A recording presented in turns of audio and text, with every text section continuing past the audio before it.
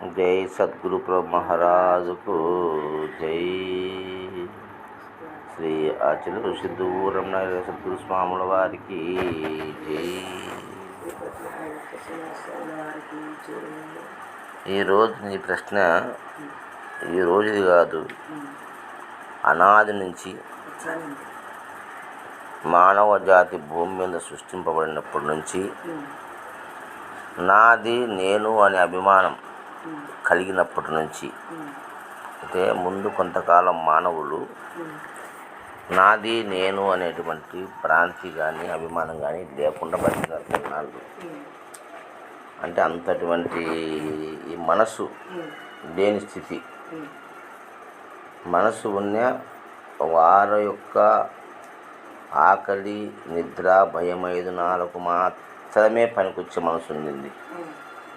ఆకలి, నిద్ర, భయం 5-4 మాత్రమే పనికొచ్చే జ్ఞానం ఉండింది, తెలివి ఉండింది, మనసు ఉండింది.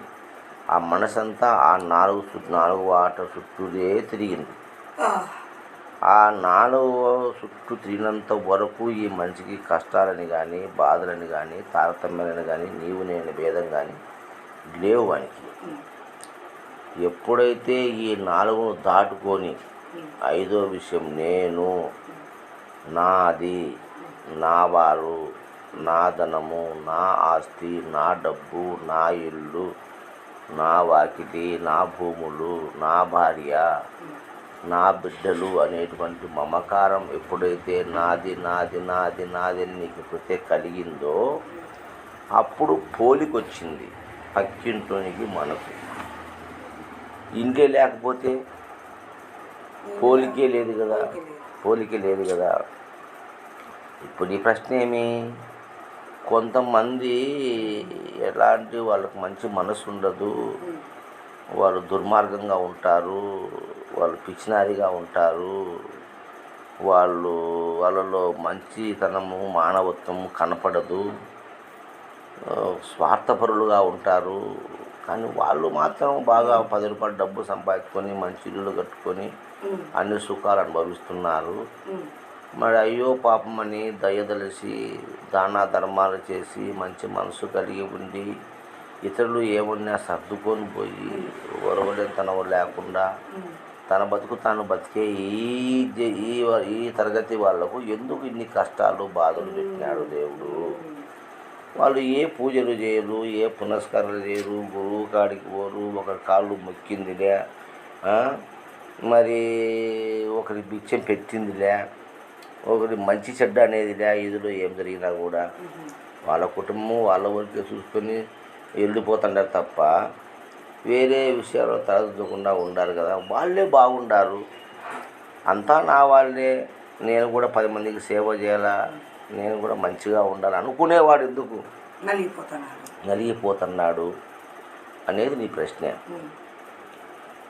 దీనికి మూల కారణం మనం అన్వేషణ చేస్తే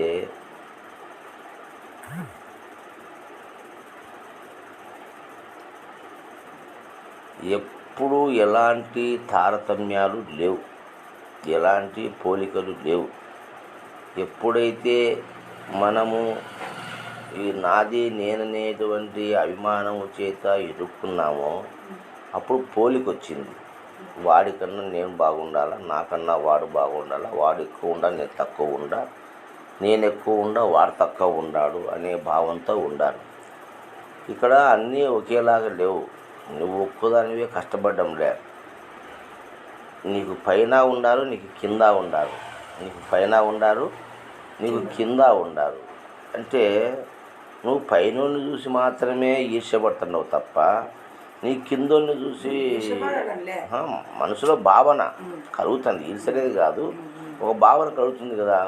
సరే, పైనోని చూసే మనకు ఈ భావన కలుగుతుంది. మనలో ఆ భావన కలుగుతుంది అంటేనే మనము తక్కువ అయిపోతున్నామనే ఆలోచన ఉంది మనకు.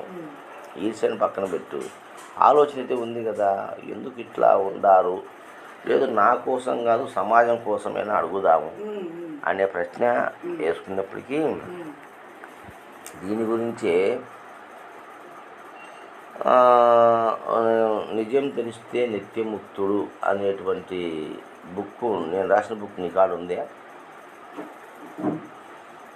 దాని బయటికి వస్తే దాంట్లో చెప్తా ఈ విషయం పూర్తిగా నీకు సమృద్ధిగా అర్థమవుతుంది.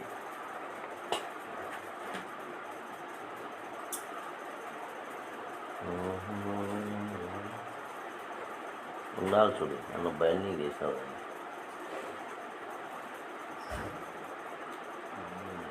అదంతా నీ సంసారం.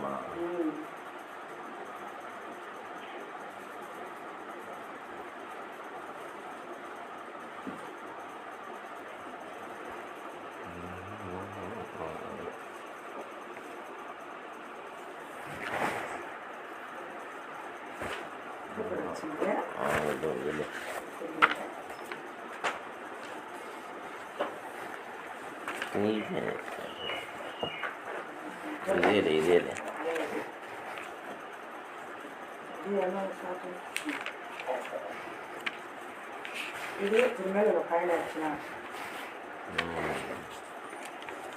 సర్లే.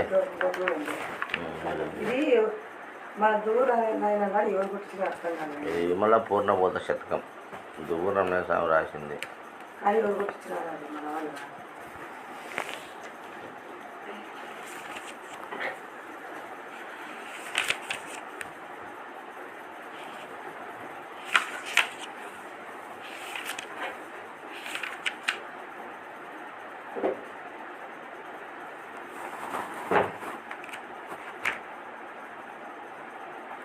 ఇది దూరమయ్య అమోఘం దర్శనం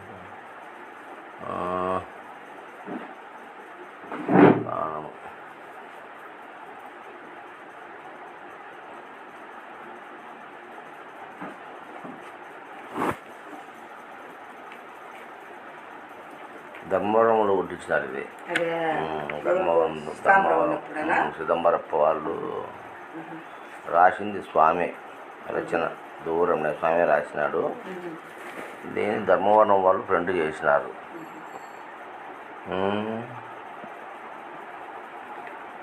ఇందులో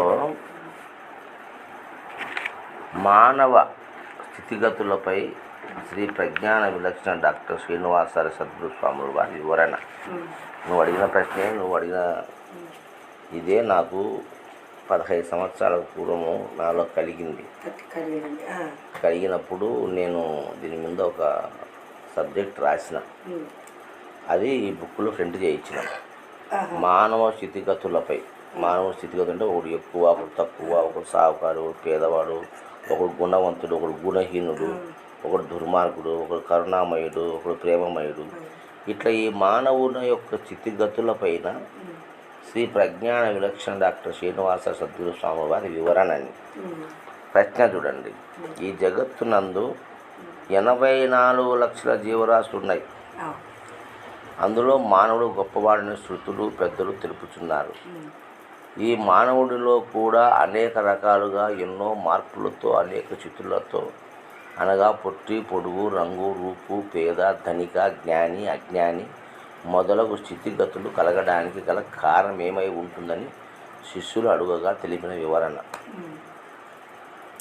నువ్వు అడిగిన ప్రశ్న అంటే రంగు, పొట్టి, పొడుగు, రూపు, పేద ధనిక, జ్ఞాని అజ్ఞాని వచ్చిందని. ఇంకా పేదవాడికి అందుకున్నాడు ఒకడు ధనికునిగా అందుకున్నాడు. ఒకడు ఎందుకు పొట్టుగా ఉన్నాడు, ఒకడు ఎందుకు పొడుగుగా ఉన్నాడు, ఒకడు ఎందుకు రూపులో తేడాలు ఉన్నాయి, మనిషిగా రంగులో తేడాలు ఉన్నాయి, ఒకడు జ్ఞానికి ఎందుకున్నాడు, ఒక అజ్ఞానికి ఎందుకున్నాడు. ఈ స్థితిగతులు కలగడానికి గల కారణమేమి?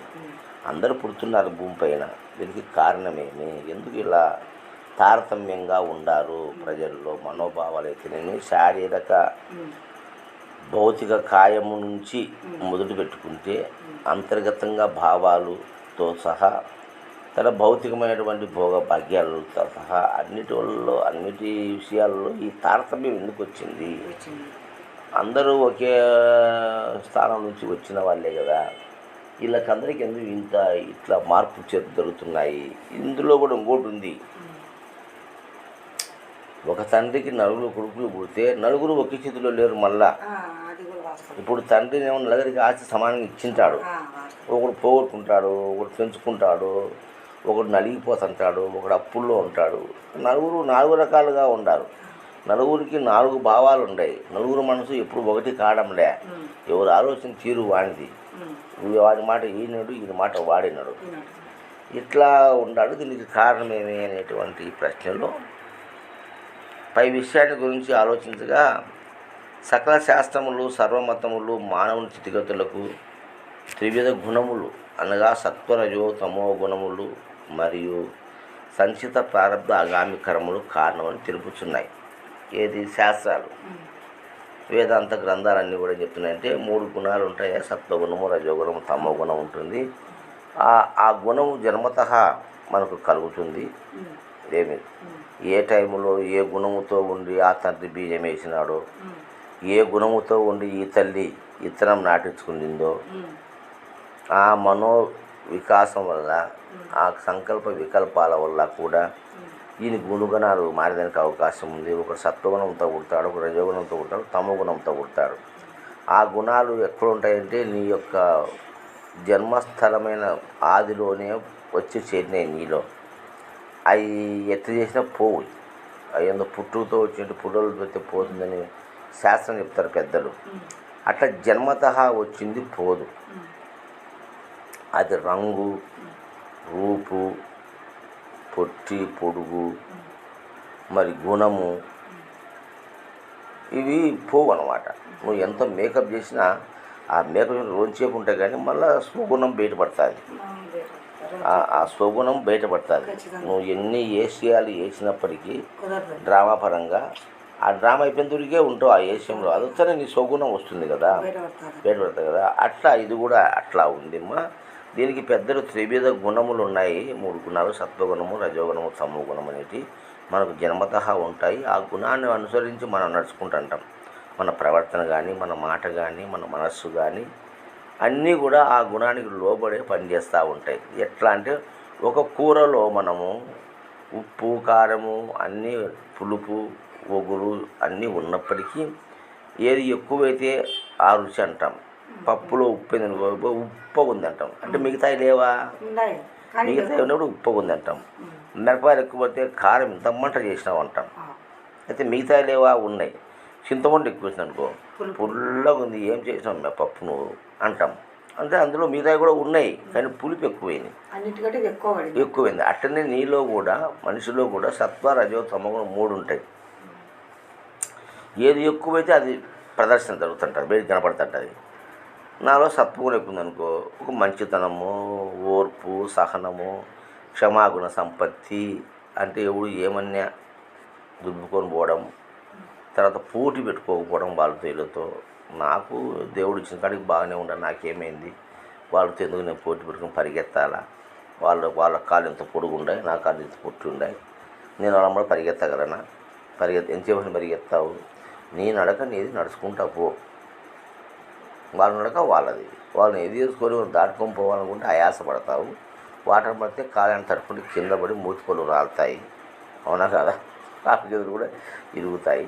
వద్దు, నీకెంతవరకు అంతవరకు పో అనేటువంటి గుణము కలిగి సత్వగుణ సంపన్నుడు తనకు కావాల్సినటువంటి ఆకలి, నిద్ర, భయం, మైథునములు ఆ 4నే పట్టుకుంటాడు వాడు. సత్వగుణ సంపన్నుడు ఆ 4నే పట్టుకొని ఆ 4తోనే సంతృప్తి పడుతూ ఇది ఉంది కదా నాకు, ఇంకేం కావాలని, ఇంకా ఏమి కావాలని నేను ప్రయత్నం చేయాలి, అవసరం లేదు కదా, నా ప్రయత్నం నేను చేసుకునే ఊరికి లేను, నా ప్రయత్నం నేను చేసుకుంటా ఉన్నా, ఈ 4 నాకు దక్కినాయి చాలు, మానవ జీవితానికి ఇంతకన్నటువంటి పరమార్థం ఇంకా ఏముంది మనకు అనేటువంటి సత్వగుణ సంపన్నుడయ్యి వాడు మరి సత్వగుణ సంపన్నుడైన తర్వాత పెద్దల ఎందు గౌరవ మర్యాదలు కలిగి అమ్మ నాన్న మీద తల్లి, తండ్రి, గురువు, దైవం అంటారు కదా. తల్లి, తండ్రి, గురువు, దైవం అనేటువంటి ఆ 4 విషయాలు. అట్లనే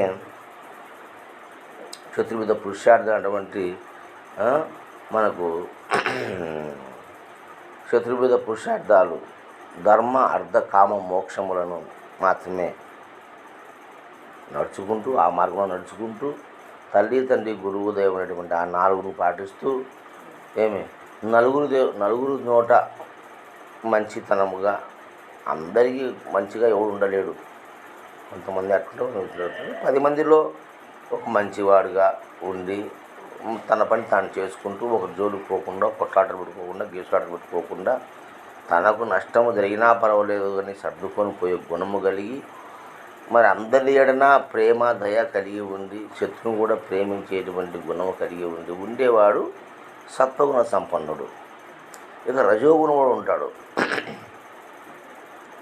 ఈ రజోగుణం వాడు ఎట్లుంటాడంటే, వాడు ఎవరి మాట వినడు, ఎవరు చెప్పింది వినడు, ఎవరిని లెక్క చేయడు, తనకు ఎట్లా తోచి చేసుకుంటూ పోతానే ఉంటాడు.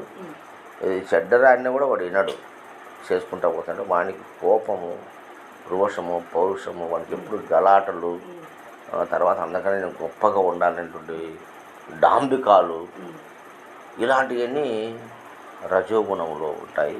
అందులో రజోగుణంలో కూడా జ్ఞానం ఉంటుంది. సత్వగుణంలో ఒక రకమైన జ్ఞానం ఉంటుంది, రజోగుణంలో ఒక రకమైన జ్ఞానం ఉంటుంది. ఇట్లా విషయాలలో రజోగుణంలో వాడు ఉంటాడు. అంటే సృష్టి వానిలో అనేక ఆలోచనలు వస్తాయి, మంచి జ్ఞానం కూడా ప్రజ్వలిస్తుంది. ఏదైనా వాడు స్థాపించగలడు, ఏదైనా సాధించగలడు. అవునా కదా? దాని మీదనే వాని వ్యవహారం అంతా కూడా అందరికన్నా నేను గొప్పగా ఉండనేటువంటి భావనతో వాడు స్ట్రిక్ట్గా ఉండి ఇది చేసుకుంటాడు. అటువంటి వాడు ఆ రజోగుణ సంపన్నుడు. వ్యసనాలకు బానిస కాడు, వ్యసనాలకు బానిసగాడు. ఒకవేళ ప్రపంచంలో 10 మందితో పాటు మనం ఏమైనా చేయాలంటే చేస్తారు తప్ప దానికి బానిసగాడు. దేనికి కూడా రజోగుణ సంపన్నుడు. వాడు నిజంగా డెవలప్మెంట్ కావాలి, ప్రతి విషయంలో నేను గొప్పగా ఉండాలనేటువంటి ఆలోచన వల్ల దేనికి బానిసగాడు. ఇక తమో గుణం వాడు ఉన్నాడు. తమో గుణంలోనికి సంసారం పట్టదు, గౌరవ మర్యాదలు పనికిరావు. వాడు మధు మాంసములకు అలవాటు పడి మరి వాటిని ఆశిస్తూ శ్రీలోలుడయ్యి మరి జూదమాడుతూ అనేక రకాలుగా ప్రజలను మోసం చేసుకుంటూ తమోగుణ సంపన్నుడయ్యి మంచి చెయ్యాలనేటువంటి భావన కూడా లేకుండా తానే తన కుటుంబాన్ని తాను అందరినీ నాశనం చేసుకొని బతుకుతుంటాడు తమోగుణ సంపన్నుడు. ఇట్లా 3 గుణాలు ఉన్నాయి. ఈ 3 గుణాలు కూడా కారణమయ్యా మన బతుకు, మన మంచిడలకు అని చెప్పి ఇది ఏమిటంటే, ఇది మన శరీరంలో ఉద్భవించినటువంటి భావాలను మన చేతలో ఉండి కూడా చేసుకోలేక దానికి లోబడి చెడిపోతూ ఉంటారు, బాగుపడుతూ ఉంటారు. ఈ 3 గుణాలు ఉంటాయి. ఇది నీ చేతిలో ఉంది, నీ జీవితం నీ చేతిలో ఉంది. కొంచెం మార్పు చేసుకోవడానికి అవకాశం ఉంది. ఇక్కడ అన్ని గుణాలకు మార్పులు చేసుకున్న సమాజాన్ని బట్టి, ఈ ప్రాంతాన్ని బట్టి, నువ్వు నివసించే ప్రాంతము, నీ చుట్టుపక్కల ఉండే మనుషులను బట్టి, జీవన విధానాన్ని బట్టి, చదువు సంధ్యలను బట్టి, ఏం ప్రపంచాన్ని చూసి మార్పు చేయడానికి అవకాశం ఉంది. ఒక 10%, 90% మార్పు జరగదు. ఒక 10% మార్పు జరిగే అవకాశం ఉంది, నీ చేతిలో ఉంది. అవునా? సరే, ఇంకా అవి కాకుండా వేరే ఉన్నాయి. ఏంటి? సంచిత, ప్రారంధ, ఆగామి కర్మ అనేవి 3 ఉన్నాయి. ఈ సంచితము, అగాము, ప్రారంధం అనే కర్మ అనేవి జన్మత మనకు వచ్చి చేరిన తర్వాత దీంట్లో నువ్వు మార్చుకోలేవు. అందుకే ప్రారంధం పారా అని. ఈ ప్రారంధ కర్మను నువ్వు మార్చుకోలేవు. సంచితములో ఉండాలి, అదే ప్రారంధంగా వచ్చింది. అగామి అంటే రాబోయే జన్మకు నువ్వు సంచితంలో ఆల్రెడీ నీకు ఉంది, ఇంకా కొంచెం పాపము. ఇప్పుడు కనుక నువ్వు మంచి చేసుకుంటే ఆగామి వచ్చే జన్మ బాగుండొచ్చు. అంటే జన్మ లేదన్నారు కదా. జన్మ లేదనుకుంటే ఈ కష్టాలే లేవు, ఇంకా బాధలే లేవు, పోలికలే లేవు, ఇవన్నీ లేనే లేవు. జన్మ ఉందని కదా మనం పడి చచ్చిండేది. జన్మ ఉందని కదా నా కొడుకు, నా మనవడు, నా మనవరాలు అనే మమకారం, అభిమానం కలిగింది. ఆ జన్మ ఉందనే సృహ నీకు కలిగినప్పటి నుంచే నీ ఈయన చదువుకున్నాయి. జన్మే లేదని నాకు సుఖ నీకు లేనప్పుడు నీకు ఈయన లేనే లేవు, పోలికే లేదు. ఇంకా పోలిక ఎప్పుడు వచ్చింది? నేను నాది అన్నప్పుడు. నేను అసలు నాకు జన్మ ఉంది, నాకు మోక్షం ఉంది. అవునా కదా? మోక్షం ఉంది అంటే జన్మ ఉంది అని అర్థం. మోక్షం ఉందని నువ్వు అనుకుంటున్నావంటే నీకు మళ్ళీ జన్మ ఉందనే కదా.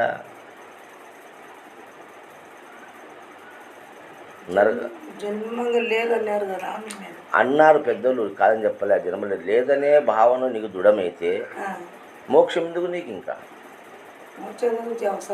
అవసరం లేదు కదా. మరి పెద్దలంతా దేనికోసం ప్రాకులాడుతుంటారు? మరి అటువంటి స్థితి ఉన్నవాళ్ళు ఉన్నారు. రమణ మహర్షి ఉన్నాడు, ఆయన జన్మ గురించి ఆలోచన చేయలే, మోక్షం గురించి ఆలోచన చేయలే. యోగి ఏమన్నాడు, జన్మ గురించి లేదు, మోక్షం గురించి లేదు, వాళ్ళకి తెలిసిపోయింది, వదిలిపెట్టారు దాని గురించి. కానీ మిగతా వేదాంతులంతా దానికోసం పగతారు. అటువంటి వానికి చెప్తున్నారు ఇక్కడ ఈ యొక్క సంచిత ఆగామి కర్మల కారణమని తెలుపుతుంది. ఈ రెండే కారణం, 3 గుణములు నువ్వు పోలిక చేసుకోవడానికి కారణము ఈ స్థితిగతులు తారతమ్యాలు కాదు. సంచిత ప్రారంభ ఆగామి కర్మలు, సంచిత ప్రారంభ ఆగామి కర్మల వల్ల కూడా నువ్వు ఏ జన్మ తీసుకోవాలో, ఎక్కడ పుట్టాలనో అనేది సృష్టి రహస్యం. అది ఆ భగవంతుడు ప్రాప్తము. నువ్వు ఆ ఇంట్లో పుడతావు, ఒక పేదవాళ్ళ ఇంట్లో పుట్టి కష్టాలు పడతావు, బాధలు పడతావు, నువ్వు పైకి ఎక్కి రాలేవు. అదొకటి కారణం. ఈ విధంగా తెలపడానికి గల కారణం ఏమంటే భగవంతుడు ఒకడు ఉన్నాడని, అతను వారి వారి పాపపుణ్యాన్ని లెక్కగట్టి మరి జన్మనందు దాని ఫలితంగా తగు యోనుల యందు జన్మింపజేసి తను చేసుకున్న పాప పుణ్య ఫలితంగా జీవన విధానాన్ని ఒక పద్ధతిలో నడిపించుతున్నాడని, అందువల్లనే ఈ మనసులో మార్పు కనపడుతుందని వారి అభిప్రాయం. ఇప్పుడు నువ్వేమంటున్నావు, ఏ జన్మ చేసుకున్న కర్మోళ్ళేనాయనా నేను అనుభవిస్తాను అనే మాట అంటున్నావా లేదా? నువ్వు నీ నోట ఆ మాట వచ్చిందంటే జన్మ ఉన్నట్టే కదా. పోయిన జన్మ ఉందంటే మళ్ళీ జన్మ ఉందనే కదా.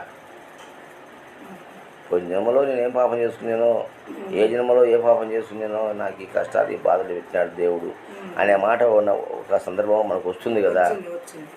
వచ్చినప్పుడు ఏ జన్మలో అంటే నీకు ఈ జన్మలు ఉన్నాయనే కదా. వచ్చింది ఉందో తెలియదు, కానీ మాట అంటాం మనం. ఏ జన్మ చేసుకుని పాపం లేదని అంటున్నాం. ఏ జన్మలో చేసుకుని పాపం అంటే మళ్ళీ జన్మ కూడా ఉంది నీకు. ఈ పాపాన్ని ఈ పుణ్యాన్ని అనుభవించడానికి మళ్ళీ జన్మ ఉన్నట్టే కదా. ఇప్పుడు ఆ జన్మలో పాపం ఇప్పుడు అనుభవిస్తున్నామంటే ఇప్పుడు చేసింది మళ్ళీ రేపు అనుభవించాలి కదా. అవునా కదా. మనమే చెప్తున్నామన్నీ. ఏ జన్మలో చేసిన పుణ్యమో పాపం అంటున్నామంటే ఏ జన్మ నుంచి జన్మ వచ్చినామనే కదా. నువ్వు మళ్ళీ జన్మ విడిచిపోతే ఇంకో ఏమో పోవాల్సిందే కదా. అవునా కదా. అది వాస్తు ప్రకారంగా అనుకోవడం తప్ప లేదని అంటున్నారు కదా. లేదని నువ్వు తెలుసుకునే వద్దు, ఈ సందేహం రాదు నీకు. మరు జన్మ లేదని నువ్వు తెలుసుకునేవద్దు, ఈ సందేహం కానీ దీనిపైన నీకు ఆలోచనే కలగదు. ఈ యొక్క తప్పులపైన కానీ, కష్టసుఖాలపైన కానీ, జబ్బులపైన కానీ, వ్యాధిపరమైన కానీ, కర్మదేహం పుట్టింది, కర్మదేహం ఏదో ఒక రకంగా పోతుంది అనే భావనలోనే ఉంటావు తప్ప ఈ తారతమ్యాన్ని కనపడవు. కనపడలే, అర్థమైంది. కానీ ఇది వాస్తు తెలుసుకోవాలని ఇప్పుడు నుంచి అర్థమైంది. అదే వాస్తవమే చెప్తుంది. ఇప్పుడు ఎప్పుడైతే ఇదంతా మనసు ఆడే నాటకం. మనసు ఉంటే నీకు ఇన్ని ఉన్నాయి. ఒక మెంటలోడు ఉంటాడు, వాడేమన్నా ఆలోచన తెచ్చాడా? సావుకారి బీద వాడని వాళ్ళు అట్టుంటారు, ఇట్లా ఆలోచన ఎందుకు ఆలోచన? వాడిలో ఆ జ్ఞానం ఎందుకు కలగలేదు? అట్నే అందుకనే ఏమంటున్నారు, అమనస్క స్థితికి వచ్చే అన్నీ పోతాయని చెప్పినారు. అది అమనస్క స్థితి కదా. పిచ్చి ఉంది, మనసు అంటే మనసు లేని స్థితి. పిచ్చి వానికి మనసు లేదు, మనసు ఉంది చెడిపోయింది. మనసు ఉన్న చెడిపోయింది అని పిచ్చి అన్నాం మనకి. కాబట్టి వానికి భేదం లేదు. మట్టి పెళ్ళకు పెంటకు భేదం లేదు వానికి. బంగారుకు మట్టికి భేదం లేదు వానికి, తెలియదు వానికి. అటప్పుడు సావుకార్తనం పేర్తనం వానికి ఏం తెలుస్తుంది? తెలియదు కదా. ఆ స్థితికి పోతే కానీ నీకు అర్థం కాదు అది. ఈ స్థితిలో నువ్వు ఉన్ననాళ్ళు ఈ తారతమ్యాలు కనపడతానే ఉంటాయి. కరెక్టే. ఇప్పుడు వాటికి కారణం తెలియాలి కదా, ఎందుకు అని అడిగింది. ఆ కారణం తెలియాలి అనుకుంటున్నాం మనం. అంటే ఆ స్థితి లేకపోతే ఆ కారణం అకారణమైపోతుంది. కారణ జన్ముడు అకారణ జన్ముడు ఉంటారు. అంటే కారణాకార్యములకు అతీతమైన స్థితిలోకి మనం పోయినప్పుడు ఇదంతా కనపడదు. ఇదంతా మనకు సర్వం కలివిధం బ్రహ్మస్వరూపంగానే కనపడుతుంది. ఈ భేదభావాలు ఎప్పుడు కనపడుతున్నాయి మనలో? ఈ ఉండబట్టి, ఇలాంటి స్థితి ఉండబట్టి మనకు కనపడతా ఉన్నాయి. అర్థమవుతుందా? అందరికీ నా విషయమే కాదు, అందరి విషయము నేను తెలుసుకోవాలా అంటున్నాను. నేను ఒక్కదాని గురించి అడుగుతాను అన్న మాట కాదు, తెలుసుకోవాలని అంటున్నాను. నాకు అర్థమవుతుంది. అందరి విషయం తెలుసుకోవాలా అంటున్నావు. అందరితో నీకేం పని? పని లేదని కాదు, అందరి విషయము ఎందుకు నీకు వచ్చింది? నీవు కూడా ఆడ ఉండవు కాబట్టి. అంతేలే, కరెక్టే. అది మానవుడు మాటలు నేర్చుకున్నాడు. నాకొద్దు బా వాళ్ళకి పెట్టు అంటే వాళ్ళు పెట్టాక నాకు ఎందుకు నాకు పెట్టరులే. కావాలనే కదా. ఇప్పుడు బంతిలో కూర్చున్నాక ఏ ప్రశ్న కానీ ఏదన్నా కానీ ఊరుకోరు కదా. అది నేనేం చెప్తానంటే అందరి విషయం మాట్లాడొద్దు, అప్పుడు నా విషయం అనుకున్నాను. తన విషయమే మాట్లాడాలా. నా విషయం నువ్వే కాదు ఎవరైనా. అదే మరి ఇప్పుడు మంచిగా అంటే ఎవడు మంచిగా ఉన్నాడు, ఎవడు జ్ఞాని, అందరూ అట్ట నాకు అంటే దాంతో నీకేం పని? మరి అనవసరంగా వాళ్ళ మీదకి ఎందుకు పోతావు నువ్వు? నీది గడుక్కో, అవునా కదా. నాకెందుకు స్వామి ఈ కష్టాలు ఈ బాధలు అని నీది నువ్వు చెప్పుకో. అంతేగాని అందరిని అంటే ఎట్లా? ఎవడు బా మంచోడు భూమి మీద నీతిమంతుడు నన్ను అంటాడే అని అవసరం లే. నిన్నంటే నువ్వు సరి చేసుకో. ఎవడుండాడంటే ఏం లేరా ప్రపంచంలో? దాంతో నీకేం అవసరం? అర్థమవుతుందా లేదా? అట్లా ఒకరితో పనిలే. ఎవరో చూపి నాకు, ఎవడో నీతిమంతుడు, ఏం పని ఉంది నీకు చూపించిన అసలు నాకేమవుతుంది? చూచే కానీ నీకేమన్నా ఒరుగుతుంది? ఏం లేదు కదా. మరి ఎందుకు దాని గురించి వచ్చంటే అది మాటలు నేర్చుకున్నాడు మనిషి. అంటే తన మీదికి రాకుండా అన్ని పక్కన తప్పించడానికి కోసం ప్లాన్ చేస్తుంటాడు. ఇది నువ్వే కాదు, ఎవరైనా ప్రతి ఒక్క మనిషికి మాట వచ్చే మాట ఇది. ఎవడో అన్నాడు మా వాళ్ళు కానీ ఎవరైనా కంటారు, ఏదో మంచి మాట చెప్తే భోజనం ఏది చెప్పినాను పో అంటారా అన్నదా నీతి మాటలు మాట్లాడదాన్ని అని అంటారు కదా. నీతి పెట్టుకొని ఎదిగిపోతున్నా కొరుగుతుంది అని అంటారు కదా. అదే అదొక్కసారి ఒక తగులుతుంది కానీ దానికి ఇవన్నీ నాకు అది మన స్థితి మనకు అర్థమవుతుంది. అంటే భౌతికపరమైనటువంటి అష్టైశ్వర్య భోగభాగ్యాలు ఉంటేనే గొప్పని, అవి లేకపోతే తక్కువ ఒక భావన మనలో ఉంది. మనలో లేదు నాయన, ప్రపంచంలో ఎప్పుడన్నా వచ్చినప్పుడు కలుగుతుంది అనమాట. అదే కలుగుతున్నట్టు నీలో ఉంటేనే కదా కలిగేది. లేకుంటే ఎట్ట కలుగుతుంది? నీకు విత్తనం ఉంటేనే మొలకొచ్చాది. విత్తనం లేకుండా మొలక ఎంత వచ్చాది? నువ్వు కూడా వాళ్ళంటూ ఏమి లేకుండా లేకనే వచ్చింది అని సిద్ధాంతం పోతుంది. ఆ సిద్ధాంతం వేరు. అది సిద్ధాంతం వేరే కరెక్టేనైనా, నాలో ఉండేది అనడం కాదు. ఇప్పుడు అది మాట అన్నప్పుడు అది వస్తుంది కదా. అవుమా, వస్తుంది అంటే యాంచి వచ్చింది, నుంచి వచ్చింది? నీ మనసులో నుంచి కదా వచ్చింది. నా మనసులో లేకపోయినా ప్రపంచం మాటలు ఎట్టన్నా కానీ ప్రపంచం మాట అన్నప్పుడైనా నీలో కలిగింది అబ్బాయి అంటే నీ లోపల నుంచి కలిగిందే. ఎక్కడి నుంచి కలుగుతుంది? నీలో నుంచి కదా వచ్చింది బయటికి. పక్క నుంచి మాట వచ్చినప్పటికీ నీలో ఆ పదార్థం ఉంటేనే బయటకు వస్తాను. ఇప్పుడు భూమిలో రాళ్ళు వేస్తాం, రాయి మొలసదు. రాయి చెట్టు పెరుగుతుందే, ఇంత రాయి వేసినాము 4 ఏళ్ళ కింద ఇంతలా అవుతుంది రాయి కాదు కదా. రాయి విత్తనం వేస్తే ఏమవుతుంది? ఎందుకు మొలిచింది?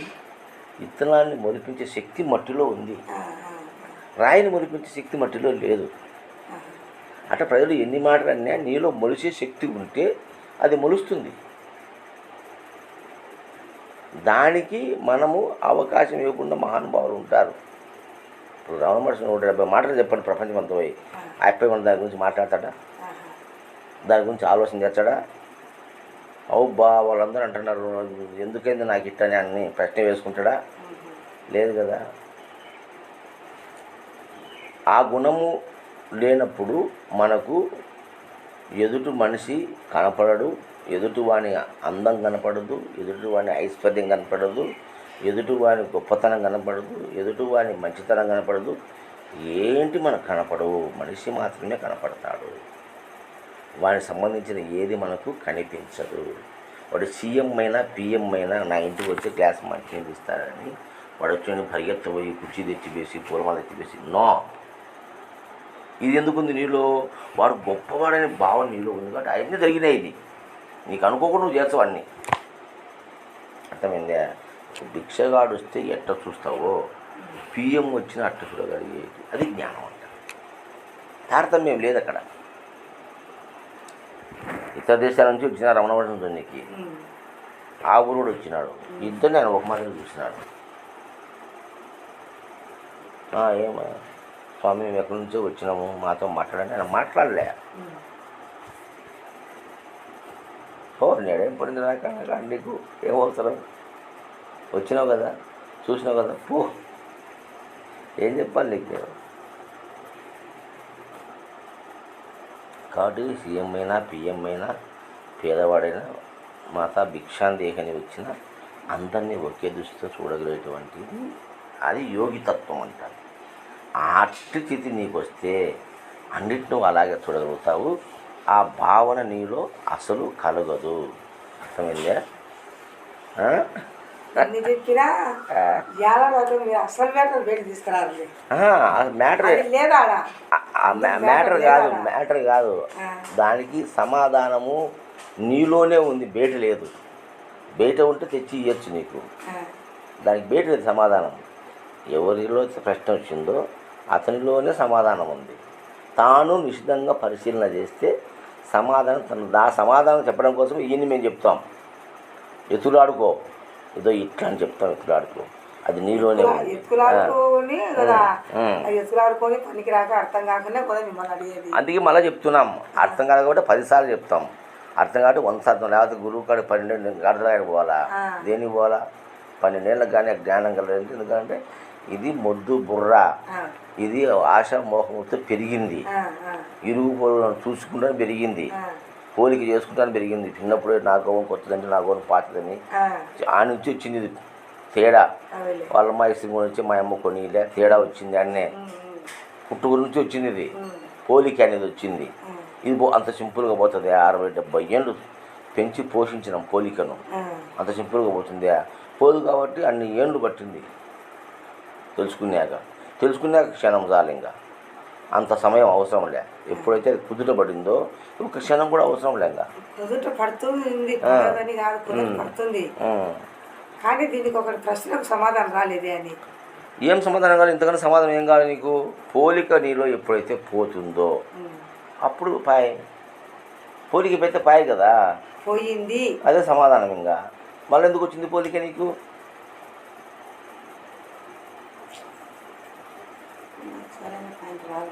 కాదమ్మా, పోలిక పోయినాక నీకెందుకు? ఇప్పుడు ఒకటి చెప్తాను, నీకు దగ్గరగా వచ్చి ఒకటి చెప్తా. ఇప్పుడు నీకు భర్త చనిపోయినాడు. 100 మంది ఆడోళ్ళు మల్లెపూలు పెట్టుకొని, గాజులు వేసుకొని, బొట్టు పెట్టుకొని, లిప్టిక్లు వేసుకొని, వయ్యారంగా జడలు వేసుకొని పోతా ఉంటే నువ్వేమన్నా పోల్చుకుంటావా? అట్లా నేను ఉండాలని ఏమెందుకు పోల్చుకో? వాడదాని వాడు పోయింది పోలిక పోయింది. ఆ విషయంలో పోలిక పోయింది. కాబట్టి నీకు హీరోయిన్ వచ్చినా కూడా దాంతో నువ్వు పోల్చుకుంటావా? నేను అట్టున్నాను అనుకుంటావా? అవునా కదా? అంటే అది పోలిక పోయింది కదా, అట్టనే వెళ్ళిపోవాలి. ఇది కూడా అట్లా పోవాలి. అర్థమవుతుంది? ఆ పోలిక ఎట్లా పోతుంది? అది పోదు కదా. ఎప్పుడన్నా సూచించవచ్చు కదా. నువ్వు 100 మందిని చూడు, ముత్తైదువులను, నీకేమన్నా పోలిక వస్తుందా? పోయిందా లేదా నీ జీవితం నుంచి? మరి అట్టనే ఇది కూడా పోవాలి.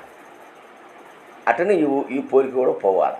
అది పోవడం కోసమే పరిగెత్తండి గురువు కాడికి. ఎన్ని నాళ్ళలో పోయి ఆ పోలిక పోగొట్టుకుంటే అప్పుడు ప్రశాంతంగా మనశ్శాంతిగా ఉంటాం. పోలిక ఉన్నంత వరకు ఇప్పుడు కోటీశ్వరుడు ఉన్నావు, వానికి కూడా పోలే ఉంది. నీ పక్కింటోనికి 10 లక్షలు ఉంది, ఆ పక్కన కోటి ఉంది. వీడు వాడిని చూసుకుని ఉంటాడు, నువ్వు ఈయన చూస్తుంటావు. వీడు వాడిని చూస్తుంటాడు, వాడు ఆ పక్కన చూస్తాడు, వాడు ఆ పక్కన చూస్తాడు. ఇంకా దండికి డబ్బు వచ్చి ఎమ్మెల్యే పోటీ చేయాలంటాడు, ముందు కౌన్సిలర్ చేయాలంటాడు, కౌన్సిలర్ మొత్తాన్ని ఎమ్మెల్యే చేయాలంటాడు, ఎమ్మెల్యేకి ఎంపీ చేయాలి, ఎమ్మెల్యేకి సీఎం పోటీ చేయాలంటాడు, పిఎంకి అంటాడు. పోలిక ఉంది కదా, వాడు సుఖంగా ఉండని మనం భ్రమపడుతున్నాం. అవునా కదా? మనకా డబ్బు వాహనాలు ఉండొచ్చు, సుఖం ఎక్కడుంది? అదే మనం చెప్పింది, వనితా విత్తము కోసమే పాకులాడుతున్నాడు మనిషి. అందులో సుఖం ఉందని, అందులో సుఖము లేదని తెలిసే గురువు కాడికి పోయినాడు. అప్పుడు గురువు చెప్పాడు, దాంట్లో సుఖం లేదురా, వస్తువుల్లో వచ్చే సుఖము శాశ్వతం కాదురా, సుఖము ఎక్కడో లేదు, నీ లోపల ఉంది, దాన్ని నువ్వు యోచించి తెలుసుకో. పోలికి ఎప్పుడైతే పోతుందో అప్పుడు నీకు సుఖం ఉంది. ఇప్పుడు ఈ విషయంలో నీకు క్లారిటీ వచ్చింది కదా. ఒక స్త్రీ ఎంత అందంగా పోతా ఉన్నా నువ్వు ఆమెతో పోల్చుకుంటావా? ఎందుకు పోయింది నీలో అది. ఆ ఆలోచనే లేదు నీకు, ఆ సంకల్పమే తుడిచిపెట్టుకుపోయింది. అక్కడ అమనస్కమైంది నీ మనస్సు, అక్కడ అమనస్కమైంది నీ మనస్సు. అర్థమైందా? అలాగే ఒక చిన్న పిల్ల గౌన్ వేసుకొని స్కూల్కి పోతా అంటుంది, అందంగా కనపడుతుంది. ఆ గౌన్ నేను వేసుకోవాలి నువ్వు అనుకుంటావా? ఇంకొకటి చెప్తా, వాడు చెప్తుంటాడు రేస్తాగాడు, మగవాడు ఎప్పుడన్నా బ్రా కొనుక్కున్నాడా? ఎందుకు కొనుక్కోలే?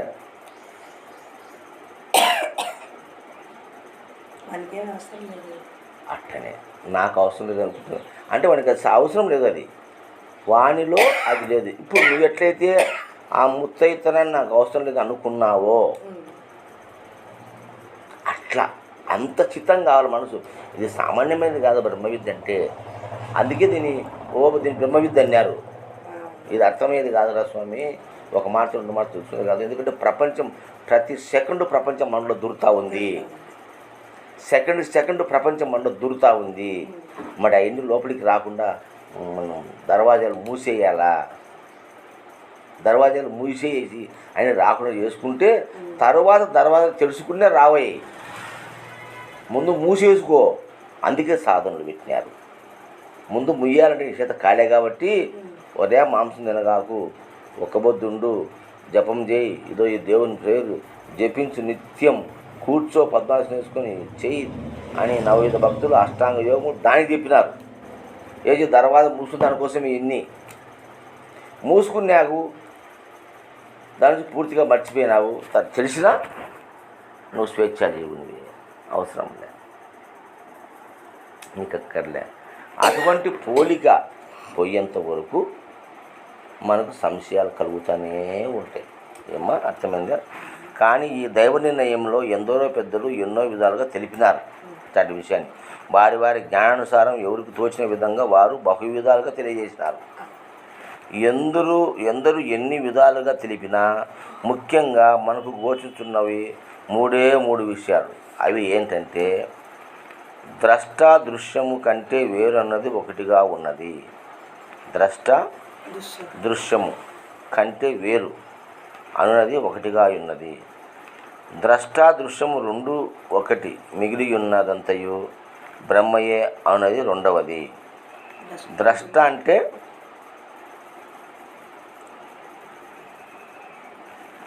చూసేది, చూడబడే దృశ్యం, కనిపించేది దృశ్యం, దాని ద్రష్ట అన్నారు.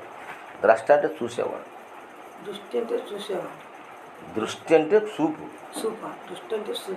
ద్రష్ట అంటే చూసేవాడు, దృశ్యం అంటే కనిపించేది. ద్రష్ట, దృష్టి, దృశ్యం. ద్రష్ట అంటే ఎదురుగా కనపడే వస్తువు. దృష్టి అంటే ఈ కన్ను, దృక్కు అంటారు, దృష్టి అంటారు. ద్రష్ట అంటే చూసేవాడు. ఈ కన్ను ఉన్న తర్వాత చూసేవాడు లేకపోతే ఈ కన్ను పనిచేయదు, చూడలేదు ఈ కన్ను. అవునా కదా? ఎవరున్నా ద్రష్ట ఉండాలి. చూసేవాడిని ద్రష్ట అంటారు, చూపును దృష్టి అంటారు, కనిపించేదాన్ని దృశ్యం అంటారు. ఈ మూడు అర్థమైందా? ద్రష్ట దృశ్యము కంటే వేరు అనేది ఒకటిగా ఉన్నది. ద్రష్ట దృశ్యము కంటే వేరు అనేది ఒకటిగా ఉంది. అంటే ద్రష్ట దృశ్యానికి వేరుగా ఉంది. చూసేవాడు వేరు, కనిపించేది వేరు అనేది ఒకటి ఉంది. ద్రష్ట దృశ్యము రెండు ఒక్కటి, మిగిలినదంతయా బ్రహ్మమే అన్నది. అంటే ఇక్కడ ద్రష్ట దృశ్యము రెండు ఒకటేని, అంటే చూడబడేవాడు చూసేది రెండు ఒకటే. అది అద్వైతం. ముందు చెప్పింది ద్వైతం, ఇది అద్వైతం. ద్రష్ట దృశ్యము రెండు అంటే చూపు, కనిపించేది, కనిపించని వాడు, ఈ రెండు ఒకటే అని, మిగిలిందంతా బ్రహ్మమని ఒక సిద్ధాంతం. అది అద్వైత సిద్ధాంతం. మూడోది ఏంది?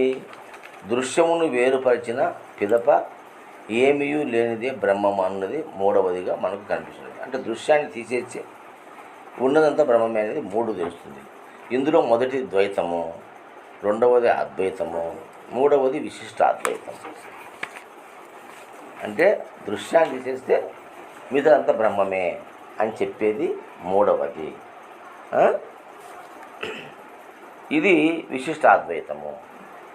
అటు పిమ్మట ఎవరైతే తాను సూక్ష్మ ప్రజ్ఞ గలవాడై సూక్ష్మ దృష్టితో గురుకరుణ కటాక్షముతో విచారణ చేసి ముందుకు పోగలడో వానికి అత్యున్నతమైన పరిపూర్ణ రహస్యం గోచరిస్తుంది.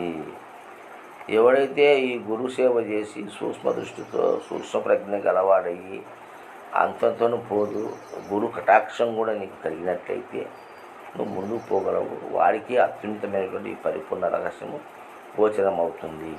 ముఖ్యంగా వీటిని గురించి ఎవరైతే తెలుసుకుంటారో వానికి సర్వ సంశయాలు రహితపడతాయి. ఈ విషయాన్ని ఎవరైతే ఏ సంశయం లేక తెలుసుకుంటాడో వాడికి సర్వ సంశయాలు రహితం పడతాయి. ఈ సృష్టిలో ఎలాంటి సందేహాలు కానీ, సంశయాలు కానీ, అనుమానాలు కానీ, బంధాలు కానీ, సుఖదుఖాలు కానీ, కలిమిలేములు కానీ, జన్మాజన్మాలు కానీ, భ్రాంతి బొమ్మలు కానీ ఉండవు. ఇది సత్యము కనుక సద్గురువుతో కలిసి సమస్తమును విచారణ చేయవలేను. అప్పుడే సర్వ సంశయములు రహితపడతాయి. ఇది ముమ్మాటికి నిజం.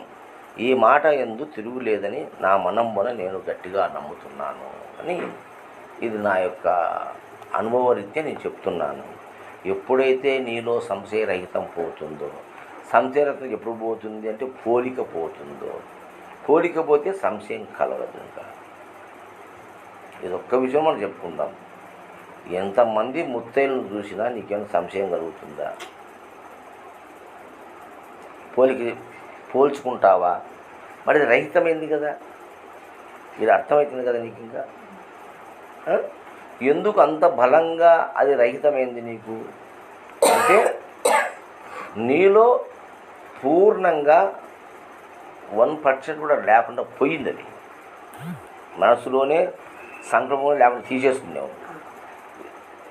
దాని మీద నీకు భావన కలగదు, దాని మీద ఆలోచన లేదు, దాని మీద సంకల్పం లేదు, దాని గురించి ఊహలు లేవు, ఏంటి లేవు. అవునా? చూసిన ప్రతి సీన్ని చూసినప్పుడల్లా నువ్వు పోల్చుకోవడం వదిలేసావు కానీ. అవునా కదా? అట్లా సంశయరహితం కావాలంటే అటువంటి పూర్ణస్థితి, అందులో నువ్వు పరిపూర్ణ స్థితిని పొందినావు. లేదంటలో ఈ విషయంలో పరిపూర్ణ స్థితి పొందినావా లేదా? దాన్నే పరిపూర్ణ స్థితి అంటారు. అటువంటి వాళ్ళు త్వరపడక నిందాశితులకు మరణించిన వాని వల్ల ఆ విషయంలో నువ్వు మరణించినావు. ఇంక ఎంతమంది ఎన్ని మాట్లాడినా కూడా నువ్వు పట్టించుకో.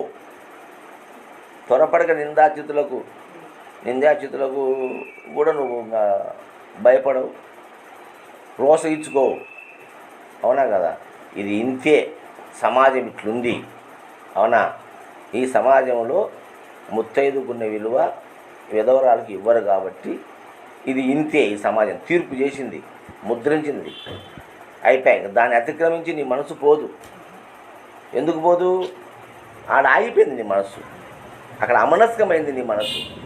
ఇంకా దాని గురించి ఆలోచన లేదు. కొంతమంది ఆలోచన చేసినారు, దాని గురించి ఫైటింగ్ చేస్తున్నారు. ముత్తైదులు పెట్టి మేము ఎందుకు రాకూడదు, ఎందుకు చేయకూడదు, మేము గాలి తీసుకున్నాం, పుట్టుకున్నాం, కొంతమంది చేస్తూ తిరుగుతాడారు. వాళ్ళు దాన్ని దాటుకోలేరు. వాళ్ళల్లో అది సంశయంగా ఉంది. సంశయం తీరలే వాళ్ళకు. సంశయం తీరితే వాళ్ళు మనలాగానే ఆగిపోయేవాళ్ళు. వాళ్ళకి సంశయ రహితం కాలేడ ఆ విషయంలో. ఎందుకు ఉండాలి నేను ప్రశ్న వచ్చింది, అది కొనసాగుతుంది. ఇంకా అర్థమైందా? అట్లా పోలిక అనేది పూర్తిగా పోయినప్పుడు సంశయం రహితం అవుతుంది. పోలిక ఉన్నంత వరకు నీకు సంశయమే. వాళ్ళేమట్టుండారు, నేనేమిట్టుండా, వాళ్ళేమట్టుండారు, నేనేమిట్టుండా, సంశయము నీకు కలుగుతూనే ఉంటుంది అన్ని విషయాలలో. కాబట్టి అట్లా రహితం కావాలా సంశయము. శిష్య, ముఖ్యంగా నీ ప్రశ్నకు సమాధానం ఏమనగా తెలియజేస్తాను, శ్రద్ధగా ఆలకింపు. ఇంకా చెప్తున్నా అర్థం కాకుండాంటే, అజ్ఞాన వశముచే నీకు ఈ తారతమ్యాలు కలుగుతున్నవి కానీ మరేమీ కాదు. అజ్ఞాన వశము చేత నీకు ఈ తారతమ్యాలు కలుగుతున్నాయి కానీ మరేమీ కాదు. అయినను నీ ప్రశ్నకు సమాధానం చెప్పవలసి ఉన్నది కావున ఒక ఉపమానంగా తెలియజేస్తాను, ఆలకించు. ఇప్పుడు కూడా అర్థం కాకపోతే చెప్తా విను. ఎందుకు నాకు ఈ బతుకు, ఈ సంశయం, ఈ కర్మ అనే ఇంకా నీకు సంశయం తీరలే. నేను జ్ఞానపూర్వకంగా చెప్పినా నీకు అర్థం కావడం లేదు. అయితే ఇంకా విజయం చెప్తా విను అంటున్నాను. నీటికి ఎలాంటి రుచి కానీ, రంగు కానీ, వాసన కానీ అవి లేదు. కానీ అవి తీపితో కలిసినప్పుడు తీయగాను, తీపితో కలిస్తే తీయగాను, ఉప్పుతో కలిసినప్పుడు ఉప్పుగాను, చేదుతో కలిసినప్పుడు చేదుగాను, పులుపుతో కలిసినప్పుడు పుల్లగాను, కారంతో కలిసినప్పుడు కారంగాను, అవునా, ఒగరుతో కలిసినప్పుడు ఒగరుగాను, ఇక షడ్రుసులు ఇటు షడ్రుసుల్లో మారుతున్నదో అలాగే సప్తవర్ణాలతో కలిసినప్పుడు ఆయా వర్ణంగా కనిపించినట్లుగా ఆత్మస్వరూపం కూడా ఆయా ఉపాధుల్లో ఆయా స్థితిగతులను కలిగి ఉన్నదని గ్రహించగలవు. ఇక్కడ అంటే ఆత్మ సర్వగతము, ఆత్మ అంతా ఒకటే అని చెప్తున్నారు పెద్దలు. ఎట్లయితే నీరు ఎక్కడ కలిస్తే ఆ రుచి చేస్తుందో అట్లాగే ఈ ఆత్మ ఉపాధి, ఈ శరీరంలో ఈ శరీరం సంబంధించినటువంటి విషయాలే చెప్తుంది. నువ్వు బడికి పోలే, చదువుకోలే, నీ ఇంగ్లీష్ మాట్లాడతావా, ఏం అపకోవడం మాట్లాడాలి, నువ్వు మాట్లాడలే అంటే ఉపాధిలో తేడా ఉంది. వాడు పొద్దు నుంచి బడికి పోయి డ్రెస్ వేసుకొని బూట్లు వేసుకొని బెల్ట్ పెట్టుకుని ఇప్పుడు నీ మనం ఎంత కష్టపడుతుంది, అంత కష్టం చేసినాడు వాడు కాబట్టి వాడు మాట్లాడతాడు. నువ్వు చేయలే, నువ్వు మాట్లాడ అంటే ఉపాధిలో తేడా ఉంది కదా. అట్టినట్ల ఆత్మస్వరూపం కూడా ఆయా ఉపాధులు ఆయా స్థితిగతులను కలిగి ఉన్నదని గ్రహించగలవు. అయితే నీ శరీరంలో ఉండే ఆత్మ వాటిని అన్నీ ఒకటే, కానీ ఉపాధిని బట్టి అది మార్పు చెందింది గ్రహించు నువ్వు. అంతేగాని ముందు తెలిపినట్టులా సంచిత ప్రారంధ ఆగామి కర్మలే కారణమని తెలపడం అజ్ఞానమే కానీ సత్యం కాదు. ఇక్కడ కొట్టేసిన మళ్ళీ సంచిత ప్రారంధ ఆగామి కర్మలే కారణమని చెప్పడానికి అవకాశం లేదు. ఎందుకంటే అది అజ్ఞానం వల్ల వచ్చే మాటే కానీ జ్ఞానం కాదు. సంచితం లేదు, ప్రారంధం లేదు, ఆగామి లేదు, ఈ మానవ కల్పితాలు. నువ్వు యాడికి మాట వినకపోతే ఒరే నీ జన్మ అంతే పోరా, నువ్వు ఏ జన్మ చేసుకునేవో పోరా కర్మనా కొడక అని చెప్పాల్సి వచ్చింది కాబట్టి చెప్పినాడు. ముందు చెప్పినాడు, ఆయన ఏడ్స్ కాదురా, ఎందుకు ఏడ్చావు, పోయినోడు రాడు, ఏదో నీ బతికి నీ తప్పదు కదా. శవాన్ని ఇంటి పెట్టుకొని బోధింటాం మనం, ఏం అనుకో, శవాన్ని ఇంటి పెట్టుకుని ఉత్తరమైన పోతుండవు, శవాన్ని ఇంటి పెట్టుకుని ఉత్తరమైన పోతుండవు, ఏం శవం పోయిన ఆపుకో, శవం ఇంటి పెట్టుకుని లెట్రిన్ పోతుండవు, శవాన్ని ఇంటి పెట్టుకుని కాను పోతుండారు, డెలివరీ అవుతుండారు, ఇవన్నీ వాయిదా వేసుకోవచ్చు కదా. మరి చేస్తున్నారు, ఎందుకు చేస్తున్నావు ఇవన్నీ? దీనికి సంచిత ప్రారంధ కర్మ అని చెప్పుకుంటే పాపంగా అది అజ్ఞానంతో చెప్పే మాటలే కానీ అవి సత్యము కాదు. అవునా కదా. నువ్వు ఉత్సవం వేయడానికి పోయిన జన్మలో చేసుకునే పుణ్యం అంటే ఎట్లా, నువ్వు దొడ్డి పోవడానికి అదంటే ఎట్లా, నువ్వు తినడానికి అదంటే ఎట్లా, అవునా కదా. అప్పుడు అన్నీ లెక్కకొస్తాయి కదా, ప్రతి మాట లెక్కకొస్తుంది కదా. అటుప్పుడు మంచి ఉంది చెడ్డు ఏముంది లేదు కదా, ఈ తారతమ్యం లేదు కదా. కాబట్టి ఇది అజ్ఞానంతో మాట్లాడే మాటలు తప్ప సత్యము కాదు అని కొట్టేస్తున్నాడు గురువు గారు. ప్రతి వ్యక్తికి కానీ ప్రతి జీవికి కానీ కలిమి లేములు కష్టసుఖములు ఉదయాస్తమానములో నీడలాంటివి. ఇప్పుడు కష్టం అంటే పొద్దున సొద్దుడితే మన్నీడు ఇష్టపడుతుంది, అది సాయంత్రం ఇష్టపడుతుంది. ఏమెందుకు ఇష్టపడుతుంది? ఇది దాంతో సమానం కష్టసుఖాలు కూడా నీ నీడ లాంటివి. సూర్యుడు ఈ పక్క ఉంటే ఈ పక్క పడుతుంది, ఆ పక్క ఉంటే ఈ పక్క పడుతుంది, అంతేగాని ఇది పర్మనెంట్ కాదు. ఇది పర్మనెంట్ కాదు. ఎప్పుడు క్షణం కూడా ఆగదిది, క్షణం కూడా నువ్వు బాధలో ఉండవు, క్షణం కూడా కష్టాల్లో ఉండవు, మార్పు చెందుతుంది నిరంతరము.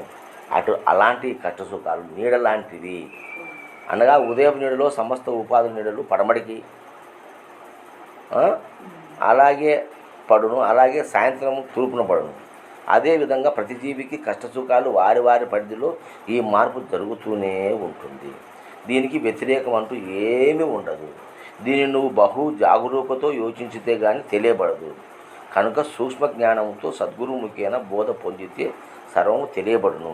అంతేగాక నీవు జన్మించిన ప్రదేశము, నువ్వు ఎక్కడ పుట్టినావు, నువ్వు మీ అమ్మోళ్ళంటూ పెట్టినావు, మీ అమ్మోళ్ళు బాగా డబ్బు ఉండేవాళ్ళు, అక్కడ ఉన్నంత వరకు జీవితం ఎలా ఉండింది?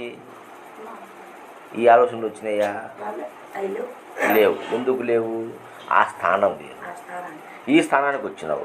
ఈ స్థానానికి వచ్చిన ఏమైంది? నీకు అనేక రకాల మార్పులు వచ్చినాయి, కష్టాలు వచ్చినాయి, బాధలు వచ్చినాయి, అనేక ఆలోచనలు వచ్చినాయి, అవునా కదా. కాబట్టి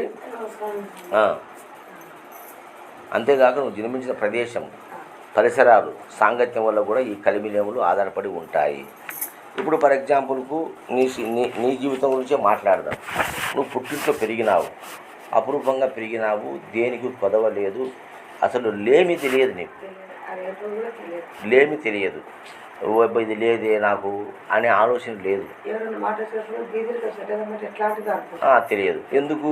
నువ్వు పుట్టిన ప్రదేశం అలాంటిది. అట్లాంటి ప్రదేశంలో పుట్టినావు కాబట్టి ఆనాడు నీకేం తెలియలే. అంటే ప్రదేశాన్ని బట్టి నీకు మార్పు వచ్చింది. అవునా? పెళ్లి చేసుకుని అత్తారింటికి వచ్చినావు. ఈ ప్రదేశం వేరు. ఈ ప్రదేశం మార్పు వచ్చింది. కష్టం అంటే తెలిసింది, బాధ అంటే తెలిసింది, దుఃఖం అంటే తెలిసింది, నొప్పి ఏందో తెలిసింది, సురుకు ఏందో తెలిసింది. అన్నీ నీకు తెలియవచ్చినాయి. అవునా కదా? ఎందుకు వచ్చినాయి? ప్రాంతాన్ని బట్టి మార్పు వచ్చింది. తర్వాత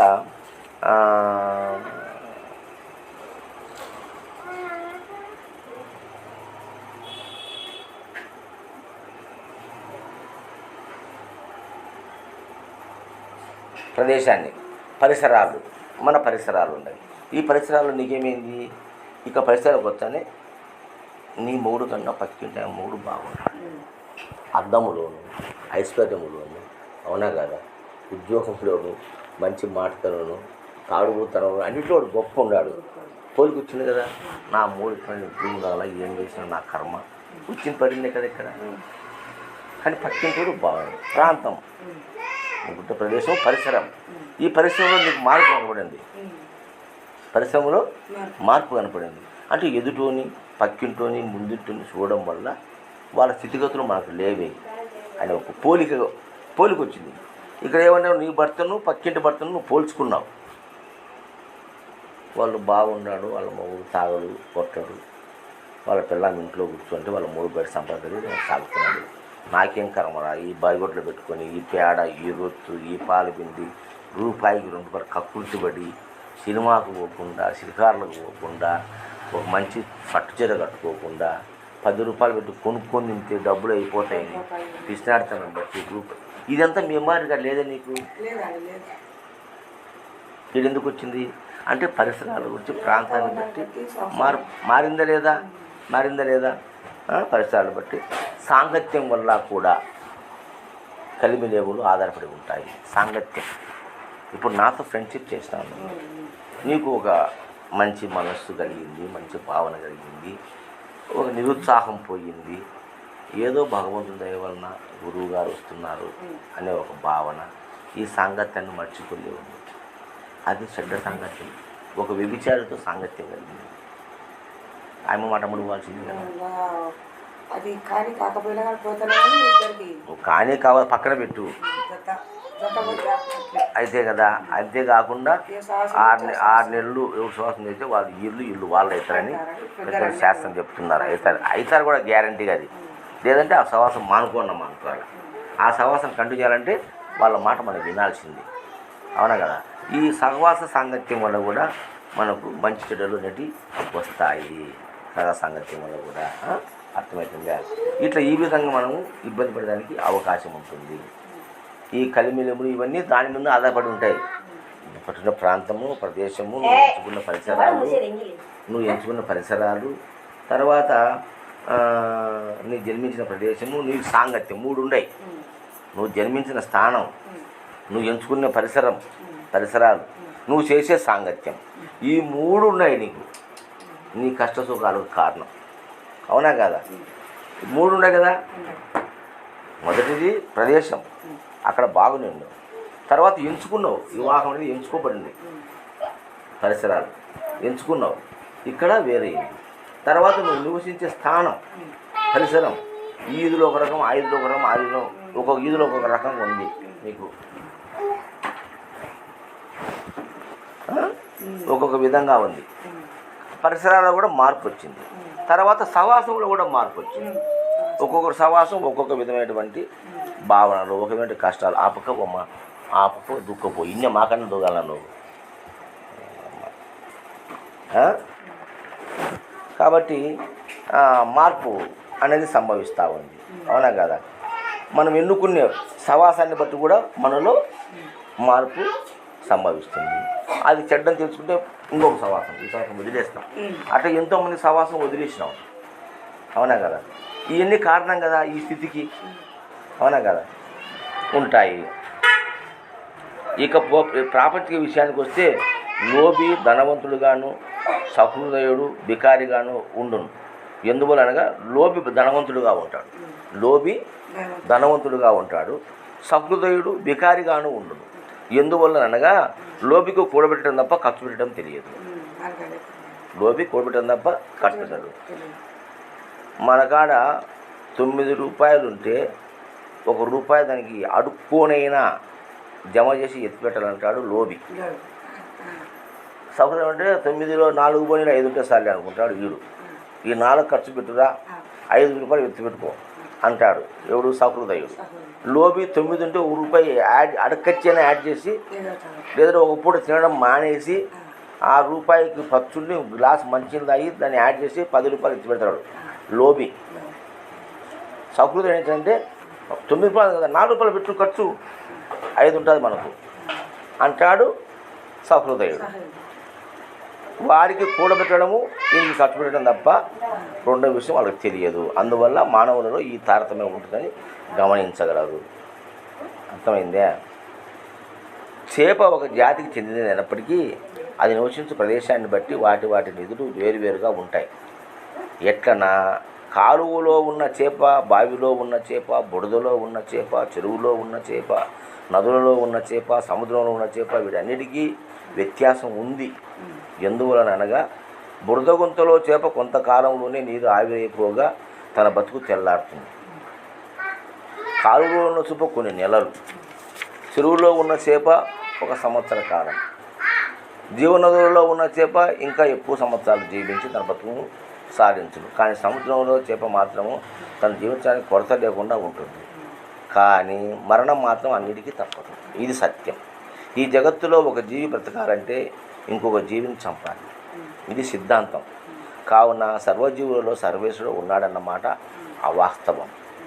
చూడు ఎట్లా పోతుందో ప్రయాణం. ఎప్పుడు ఇది 15 ఏళ్ళ కిందట నేను రాసిన ప్రయాణం. ఇది అవాస్తవం. ఎందువలనగా ప్రతి జీవి ఏదో ఒక జీవిని చంపి భక్షిస్తుంది. అప్పుడు ఈశ్వరుడే తనను తాను హింసించుకున్నట్టే కదా. ఎందుకని కదా? ఇది శాస్త్ర విరుద్ధం. అందువల్ల సూక్ష్మజ్ఞానం కలగాలంటే సద్గురువును ఆశ్రయించాలి, సూటిగా బోధన పొందాలి. అప్పుడే సర్వ సమస్యలు రహితం పడతాయి. ఈ సృష్టినందు మొదట ఓషధులు, తర్వాత ప్రాణులు సంభవించను. అనగా సర్వజీవులు రసాదులచే ఉద్భవించుతున్నవి. అంటే అన్ని జీవులన్నీ కూడా రసాదులతో పుడతా ఉన్నాయి. అటులో ఉద్భవించిన జీవులు ఆయా ప్రాంతం యొక్క ఆయా ఆహార అలవాట్ల వల్ల, ఆయా సాంగత్యం వల్ల వాటి స్థితిగతులు ఆధారపడి ఉన్నవి. అవి అన్నీ స్వతసిద్ధంగా పుట్టి పోరాడి రచిస్తున్నవి. అంతేగాని దీనికి ప్రత్యేకించి ఒక కారణం అంటూ ఏమీ లేదు. ఆయా జీవుల జ్ఞానాజ్ఞానములే తమ స్థితిగతులకు కారణం. కొన్ని విషయాలలో అజ్ఞానం సౌఖ్యం, కొన్ని విషయాలలో జ్ఞానము సౌఖ్యం. ఇది ప్రాపంచిక విషయాలలో మాత్రం చెల్లును. కానీ భగవత్ ప్రాప్తిలో కేవలం జ్ఞానమే ప్రధానం. అందుకే పెద్దలు జ్ఞానదేవతు కైవలమని తెలిపినారు. ఆ జ్ఞానం శ్రద్ధ వల్ల కలుగుతుంది. కాబట్టి శ్రద్ధావాన్ లభితే జ్ఞానం అన్నారు ప్రాజ్ఞులు. కావున శిష్య, నీవు సత్సాంగాత్యం వల్ల జ్ఞానాన్ని సంపాదించాలి, సద్గురువు ద్వారా బోధన పొందాలి. అప్పుడే సర్వ సంశయములు నశించి శాశ్వత శాంతి సుఖాన్ని పొందగలవు. ఇది నీ ప్రశ్నకు సమాధానం. అర్థమైందా? ఆ విధంగా నువ్వు ఎప్పుడైతే సంశయరహితం కలుగుతుందో అప్పుడు ఇప్పుడు నీవు ఉండేటువంటి ఈ దీనికి కారణం అంటే నువ్వు పుట్టిన ప్రదేశం కొంత కారణం, నువ్వు ఎంచుకున్న ప్రాంతము కొంత కారణం, తర్వాత నువ్వు చేసిన సహవాసం కొంత కారణం. ఈ అన్ని కారణాల వల్ల నీకు ఈ గతి పట్టింది. అయితే అవన్నీ నువ్వు తీసేసుకున్నట్టయితే నువ్వు సుఖంగా శాంతిగా ఉంటావు. లేకపోతే ఈ సంశయాలు నిన్ను చంపుతాయి. జయ సద్గురు మహారాజుకు జై.